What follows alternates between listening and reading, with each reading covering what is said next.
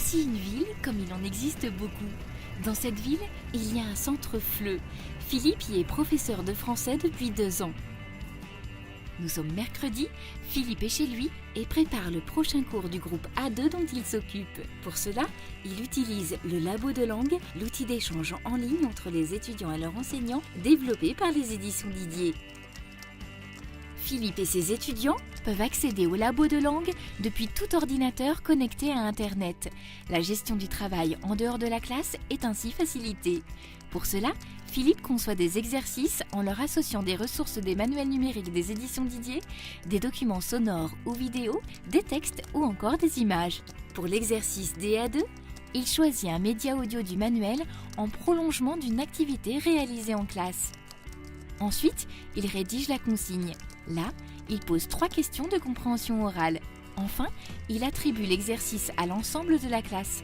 Il peut aussi l'attribuer à un groupe spécifique ou à un étudiant en particulier pour adapter sa pédagogie. C'est d'ailleurs ce qu'il fait en créant un nouvel exercice auquel il associe cette fois un de ses propres médias, une photo pour laquelle il demande une description à l'oral.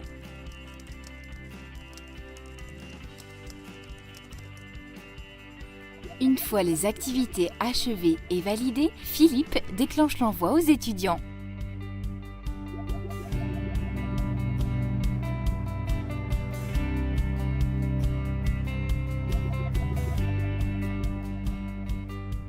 Les étudiants prennent ainsi connaissance de l'exercice qui leur est attribué et de la date de rendu. Ils écoutent le document audio, puis répondent aux questions dans l'espace réservé à cet effet. Ils ont bien sûr la possibilité de corriger leurs réponses à tout moment jusqu'à la validation définitive et l'envoi à l'enseignant. Le second exercice, Philippe l'a conçu pour Romain, un étudiant contraint de rester chez lui à cause d'une petite grippe. Il procède de la même manière que ses camarades, sauf que cette fois, comme cela lui est demandé, il enregistre son commentaire. Pour cela, il utilise le micro de son ordinateur et déclenche la commande d'enregistrement intégrée dans le labo de langue. Il peut évidemment écouter son enregistrement et recommencer autant de fois qu'il le souhaite.